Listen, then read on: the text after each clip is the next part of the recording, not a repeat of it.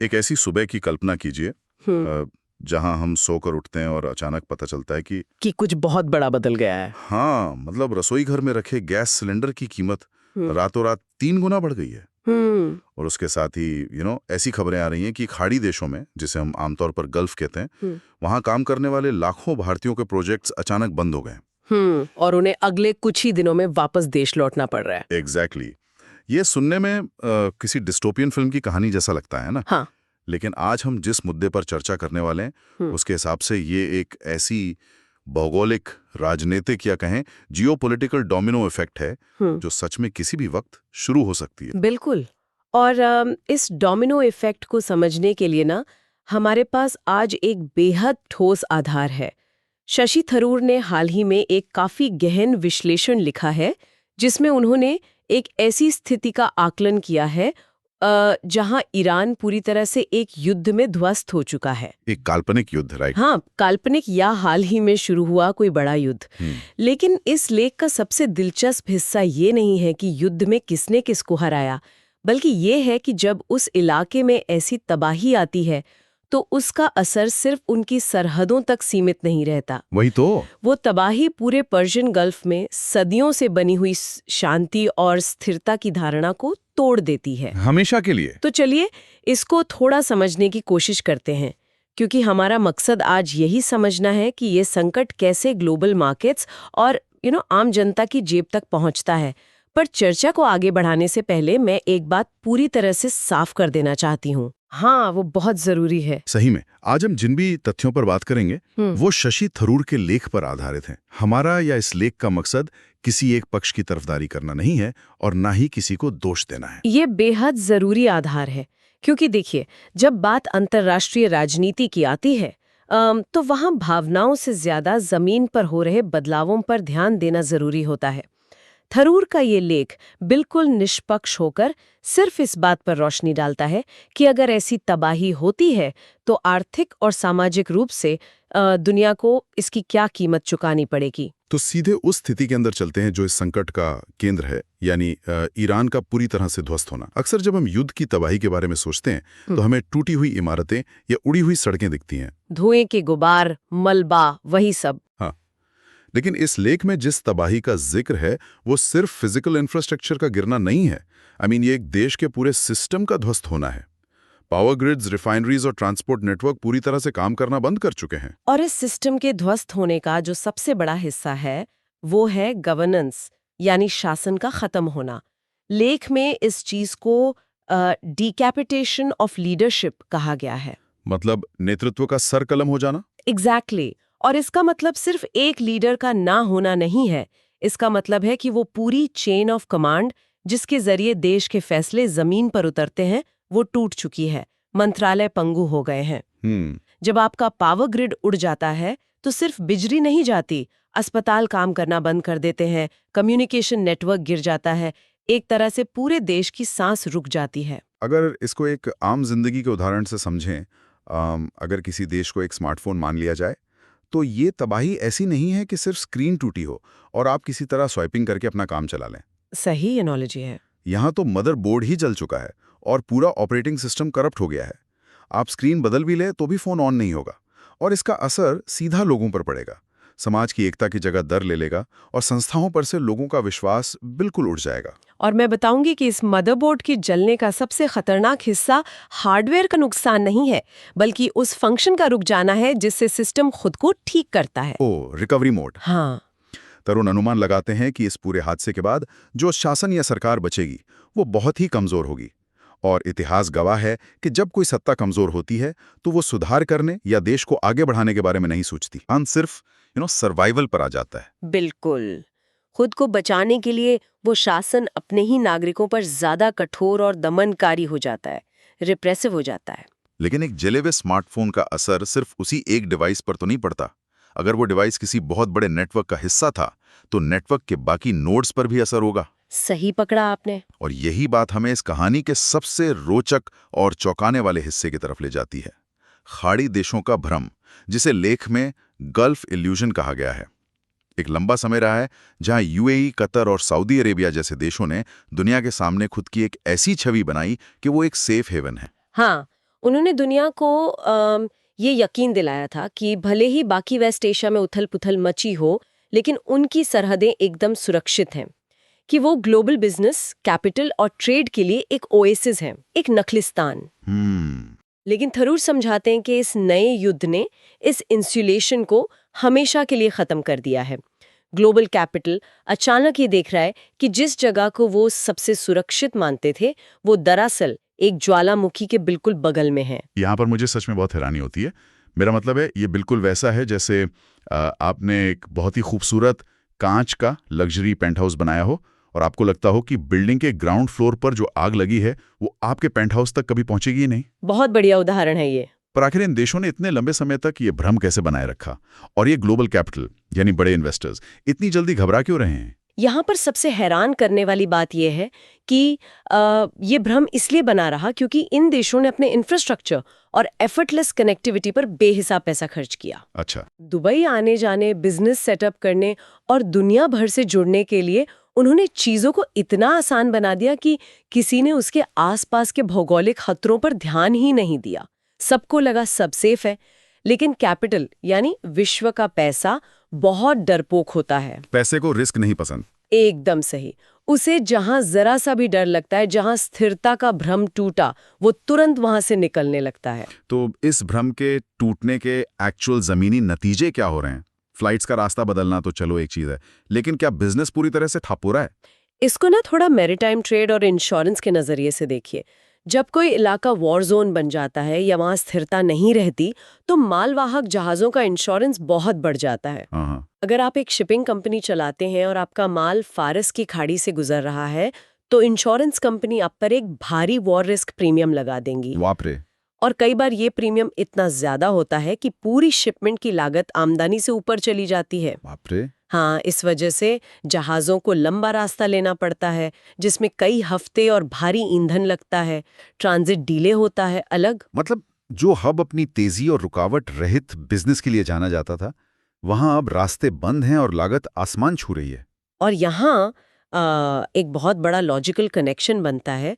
अगर global capital डर कर भाग रहा है और ट्रेड रूट्स महंगे हो गए हैं, तो इसका कोलैटरल डैमेज सबसे ज्यादा किसको होगा? उन्हीं देशों को जो इन पर निर्भर हैं। एग्जैक्टली। उन देशों को जो इन्हीं रास्तों पर सबसे ज्यादा निर्भर हैं। और यहां से बात घूमकर सीधे हम पर यानी भारत पर आती है। अक्सर जियोपॉलिटिक्स एक बहुत ही किताबी या दूर की बात लगती है, लेकिन इस मामले में ऐसा नहीं है। बिल्कुल नहीं।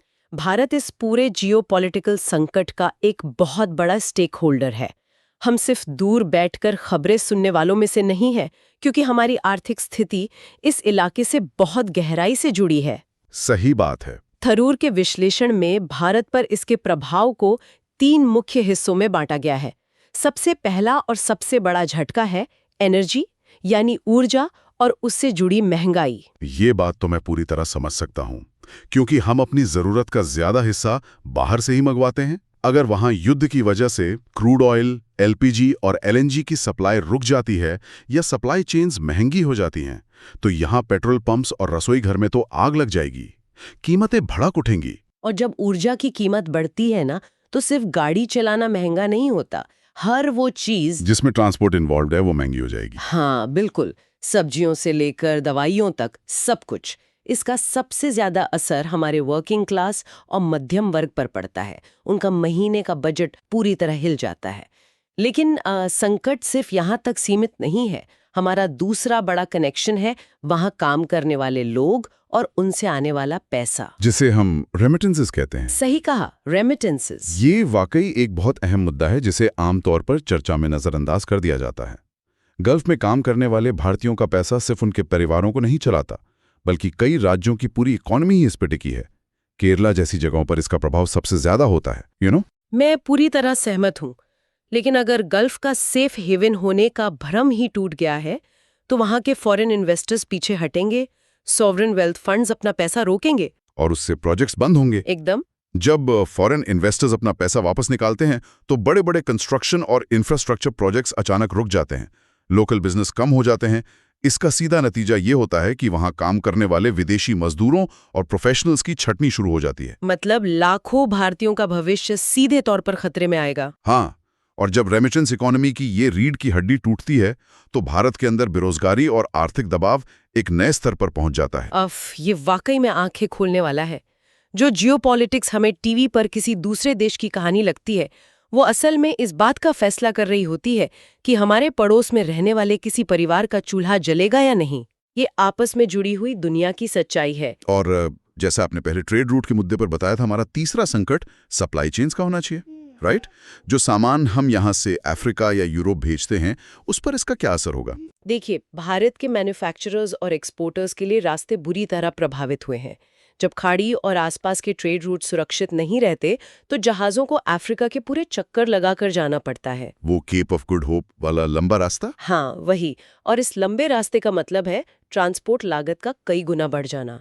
इस लागत के बढ़ने से अंतर्राष्ट्रीय बाजार में भारतीय सामान महंगा हो जाता है और हमारी कम्पिटिटिवनेस पूरी तरह खत्म हो जाती है। तो जब आम जनता महंगाई की इतनी बुरी मार झेल रही हो, गल्फ देश अपना भ्रम टूटने की वजह से घबराए हुए हों और पूरे विश्व की सप्लाई चेन इस तरह से बिखर चुकी हो, तो सबसे बड़ा सवाल उठता है कि अब इससे निकलने का रास्ता क्या है? क्या इस संकट का कोई अंत है या ये तबाही अगले कई दशकों तक ऐसी चलने वाली है? थरूर अपने विश्लेषण में इस इलाके को एक जियोपॉलिटिकल क्रॉसरोड्स यानी एक चौराहे पर खड़ा देखते हैं। यहाँ से दो बिल्कुल अलग दिशाओं में रास्ते निकलते हैं। पहला रास्ता बहुत नकारात्मक है, द नेगेटिव पाथ। हाँ, जैसा कि हमने शुरू में बात की थी, ईरान का शासन अब तक पूरी तरह से घायल और ध्वस्त हो चुका है। उनके पास कन्वेंशनल सेना यानी आमने सामने की जंग लड़ने की ताकत तो बची नहीं है, तो वो एक लंबे समय तक चलने वाली एसिमेट्रिक रिटेलिएशन शुरू करेंगे। एसिमेट्रिक रिटेलिएशन मतलब यहाँ कोई बड़ा युद्ध मैदान में नहीं लड़ा जाएगा, बल्कि वो लगातार छोटी छोटी चोटें पहुंचाएंगे, जैसे साइबर वॉरफेयर का इस्तेमाल करके पावर ग्रिड्स को हैक करना या अपने प्रॉक्सी ग्रुप्स के जरिए पड़ोसी देशों के इंफ्रास्ट्रक्चर पर लगातार हमले करना, है ना? आपने इन मैकेनिज्म्स को बिल्कुल ठीक समझा। जब आमने सामने की ताकत नहीं होती, तो देश सामने वाले के सिस्टम को अंदर से खोखला करने का रास्ता चुनते हैं। अगर ये नकारात्मक रास्ता अपनाया गया, तो पूरे इलाके में कभी शांति या स्थिरता नहीं आएगी। हर रोज एक नए हमले का डर बना रहेगा, जिससे ग्लोबल कैपिटल वहां लौटकर कभी नहीं आएगा। ये तो एक एंडलेस साइकिल हो जाएगा तबाही का। बिल्कुल। लेकिन एक दूसरा रास्ता भी है, जिसे लेख में एक आशावादी या होपफुल पाथ के रूप में प्रस्तुत किया गया है, और वो है जरूरत के तहत पुनर्निर्माण, या कहें तो reconstruction out of necessity. Wait, जरूरत के तहत पुनर्निर्माण, इसका मतलब ये है कि जो गल्फ देश अब तक इस सबसे अलग बैठे थे, वही अब ईरान को आर्थिक रूप से दोबारा खड़ा करने के लिए अपना पैसा लगाएंगे। हाँ, वही। पर ये थोड़ा अजीब नहीं लगता? जिन देशों को कल तक ईरान से सबसे ज्यादा आर्थिक और भौगोलिक खतरा महसूस होता था, वही देश खुद उसको दोबारा ताकतवर बनने में मदद करेंगे, सिर्फ अपने बचाव के लिए। ये तो वाकई में एक अजीब आयरनी है। मैं मानती हूँ, ये सुनने में बड़ा अजीब जरूर लगता है, लेकिन अंतर्राष्ट्रीय राजनीति में कोई भी स्थायी दोस्त या दुश्मन नहीं होता। वहाँ सिर्फ स्थायी हित यानी परमानेंट इंटरेस्ट्स होते हैं। सही बात है। उन खाड़ी देशों ने एक बात बहुत अच्छे से समझ ली है कि अगर ईरान अशांत और तबाह रहेगा, तो उस अशांति की आग की लपट आज नहीं तो कल उनके कांच के महलों तक जरूर पहुंचेगी। इसलिए अपने खुद के आर्थिक मॉडल को बचाने के लिए और रीजन में स्थिरता लाने के लिए वो खुद आगे आकर ईरान को वापस पटरी पर लाने की कोशिश कर सकते हैं। अपनी सेफ्टी के लिए उनको स्टेबल करना पड़ेगा। एग्जैक्टली। और इस रास्ते की सबसे खास बात जो थरूर ने जोड़ी है, वो ये कि इसमें अमेरिका या इजराइल की कोई दखलंदाजी नहीं होगी। ये स्ट्रिक्टली इन पड़ोसी देशों का आपस में तय किया गया समझौता होगा। अगर ऐसा सच में होता है, जहां अरब देश और ईरान मिलकर एक आर्थिक और शांति का नया मॉडल बनाने की कोशिश करते हैं, तो भारत यहां क्या करेगा? हमने ये तय किया था कि इस सिंकती हुई नैया में हमारा भी नुकसान हो रहा है, तो क्या हम सिर्फ हाथ पर हाथ धरे बैठकर इस उम्मीद में रहेंगे कि वो जल्दी से आपस में सब ठीक कर लें? बिल्कुल नहीं। यहीं पर भारत के कूटनीतिक रिश्तों यानी डिप्लोमैटिक टाइज की असली ताकत सामने आती है। थरूर का मानना है कि भारत को इस संकट में सिर्फ एक चश्मदीद या बाई स्टैंडर्ड बनकर नहीं रहना चाहिए। हमारी सबसे बड़ी स्ट्रेंथ ये है कि हमारे रिश्ते अरब देशों और ईरान दोनों के साथ बहुत बेहतर हैं। हिस्टोरिकली भी और आर्थिक रूप से भी। हाँ, हम इन देशों के साथ ऐतिहासिक रूप से जुड़े हुए हैं। तो भारत इस पूरे आशावादी रास्ते में एक ब्रिज फॉर रिकंस्ट्रक्शन यानी पुनर्निर्माण के पुल के रूप में आगे आ सकता है। हम आपस में इनकी बातचीत और विश्वास को बढ़ाने में एक बहुत बड़ा लीड रोल निभा सकते हैं। ये वाकई एक बड़ा और गहरा नजरिया है। अगर हम इस गहन विश्लेषण को पीछे हटकर पूरी तरह से देखें, एक देश की तबाही, खाड़ी देशों के भ्रम का टूटना, भारत का बड़ा नुकसान और आखिर में इस आशावादी रास्ते का विकल्प, तो आपके हिसाब से सबसे मुख्य निष्कर्ष क्या निकलता है? अगर थरूर के इस पूरे विश्लेषण को समेटा जाए तो सबसे बड़ा सबक ये मिलता है कि ऐसी समृद्धि जो किसी कमजोर और कच्ची बुनियाद पर टिकी हुई हो, वो लंबा समय नहीं निकाल सकती। बुनियाद कच्ची थी क्योंकि वो भ्रम पर टिकी थी। सही कहा। गल्फ देशों ने एक ऐसी बुनियाद पर अपना आर्थिक महल खड़ा किया था जिसमें उन्होंने ये मान लिया था कि रीजन की बाकी उथल-पुथल से उन्हें छूट मिली हुई है। ये युद्ध साफ दिखाता है कि किसी एक देश का अकेले विकास सिर्फ एक भ्रम है। जब तक पूरे इलाके में शांति और स्थिरता नहीं होती, किसी की भी समृद्धि सुरक्षित नहीं रह सकती। इस बात में बहुत वजन है। और इस गहन विश्लेषण पर चर्चा करते हुए एक और बड़ा सवाल जहन में आता है।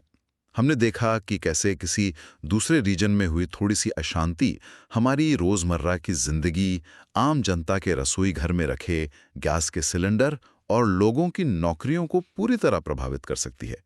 तो अगर ग्लोबल समृद्धि किसी ऐसे इलाके की शांति पर निर्भर करती है जो हमारे पूरी तरह से नियंत्रण में नहीं है, तो क्या हम भौगोलिक और आर्थिक बबल्स में रहना ज्यादा पसंद कर रहे हैं? ये सोचने वाली बात है ना?